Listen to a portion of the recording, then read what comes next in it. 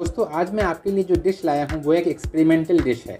जी हाँ, बहुत दिन से ख्याल मेरे दिमाग में था कि क्यों ना एक ऐसा डिश बनाया जाए जिसमें आपको कबाब का भी मज़ा मिलेगा, चिकन करी का भी मज़ा मिलेगा और कीमे का भी मज़ा मिलेगा। जी हाँ, तो पहले मैंने जब ये डिश बनाया तो मुझे खुद यकीन नहीं हुआ था कि ये इतना मज़ेदार डिश बनेगा। तो ये डिश का नाम मैंने रखा है चिकन कबाब कीमा करी। इसको आप पराठा और राइस दोनों के साथ में खा सकते हैं। हाय दोस्तों, मेरा नाम काजी है। आपका स्वागत है मेरे चैनल काजियोडाइन में। आगे बढ़ने से पहले इस वीडियो को लाइक कर दीजिए और चैनल को सब्सक्राइब कर लीजिए, क्योंकि इसके बाद आप एक्साइटेड होकर भूल जाओगे।